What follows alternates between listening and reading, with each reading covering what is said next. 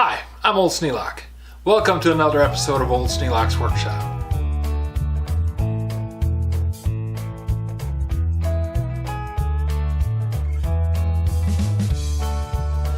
Taking a little time today and working on the pump for the Unique Manufacturing Company's lead melting pot.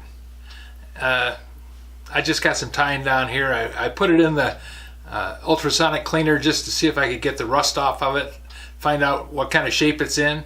It's actually not too bad, so that was a big step. If I couldn't get that to work, then the unit is useless.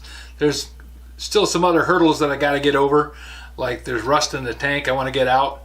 But once I get through all these hurdles and determine that yes, it's worth putting time in, then I can spend some time really polishing things up and making them work well and get into the testing of it. But there's no point doing that if something is broken that I can't repair.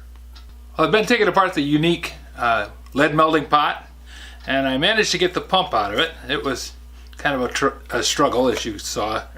It was kind of a struggle, as you saw, but I got it out, and of course the U-cup is gone. And I managed to get this cleaned up. I put it in the ultrasonic for a while, and nice thing is the check valve is loose, so I don't have to fight with that. I'm pretty sure the check valve is screwed up. It was packed full of mud. The inside of the tank is pretty rusty. I put some vinegar in it and it took some of it out. I'm going to try some muriatic. I think I really got to hit this one hard. I don't like doing muriatic. I'm going to be able to put it in for maybe 20 minutes to a half an hour and then take it back out and try it. It's going to be a lot of fussing, but muriatic works so fast. I don't want to pop a hole through that tank just because I'm lazy or forgetful. So anyways,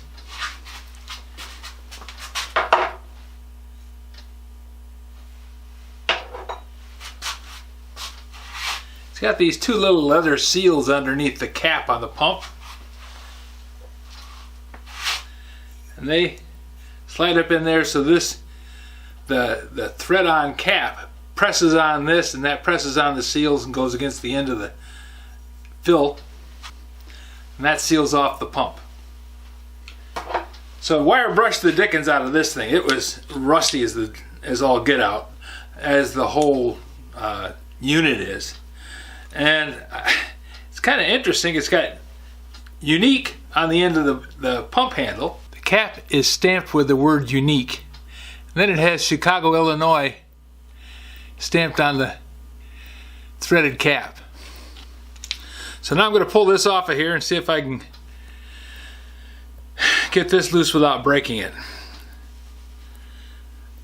I'm used to having these things being made out of brass. Brass doesn't corrode the same way as iron does. Brass corrodes, but it doesn't get frozen up as much.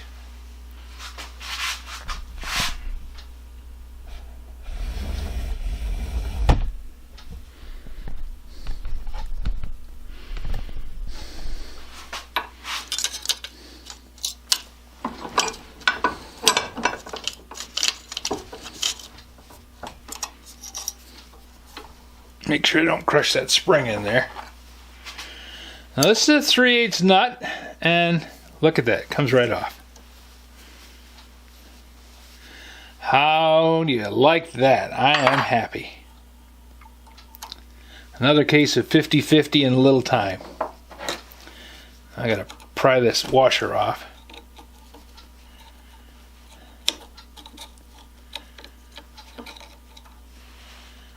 And what's left of the leather cup.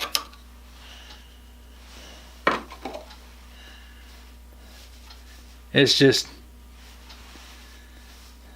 this was the part that came off the outside of it before I put it into the cleaner. Just totally rotted away.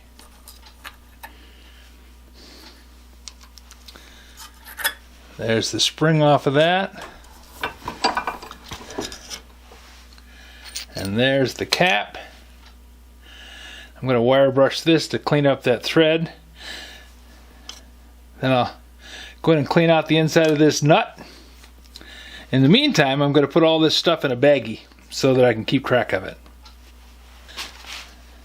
I started this trick, I don't know, a long time ago when I worked at Autotech. Made it so that things don't get lost. And when you're working on multiple projects, especially over a long period of time, it's easy to have things get separated. Another thing I recommend doing, especially if you're working on long-term projects that may take months, or just so that your heirs don't get stuck with a problem later on. Just take a magic marker and write on the outside of the bag what it is. A.C. Gardner.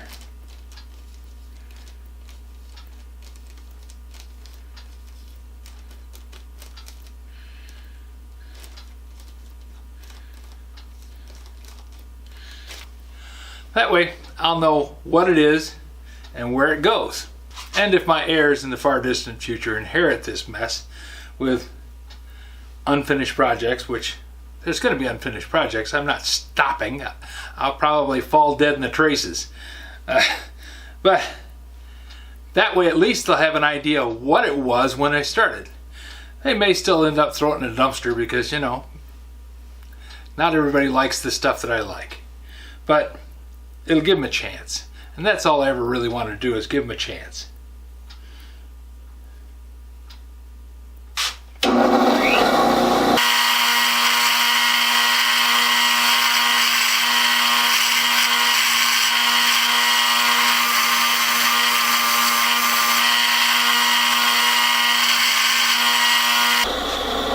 Now we can truly say, that's unique. I know, it's a horrible joke.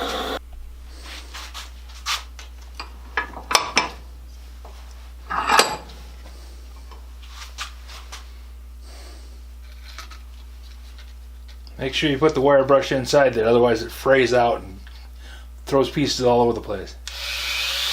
And don't run a wire brush at high speed. Just fast enough to do the job.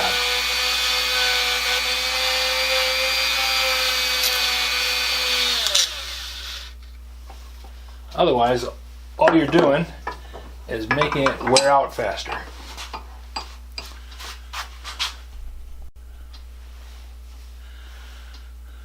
Doesn't look too bad, does it? A little dusty. Other than that, pretty good. My next project is to test the generator tube. I want to put some air pressure in it and see if it's got any leaks. If it's got a leak in it, it might be the death knell of that little gasoline lead melting pot, because if that's leaking, then it's going to spread flame all over the place, and I don't want that. I want it to come just out of the nozzle and be controlled. I don't want it squirting out the sides. And I don't think it's something that you could braze shut, because it's going to get just absolutely red hot, and that means that anything that you put on there is going to burn up and blow away.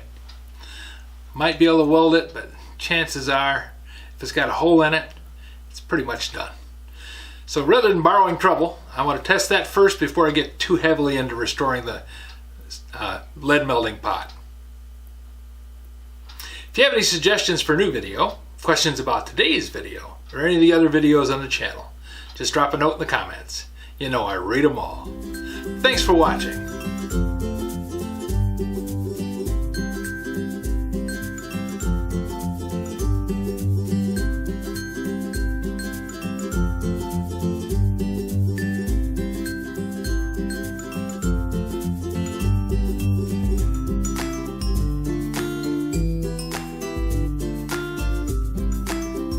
This video is not to be viewed by anyone under the age of 13 in the US or 16 in the European Union, without the express written permission of the parents or legal guardians of the underage person. Such written permission must be on file at the local government entity in charge of enforcing the rules and regulations established by the FTC.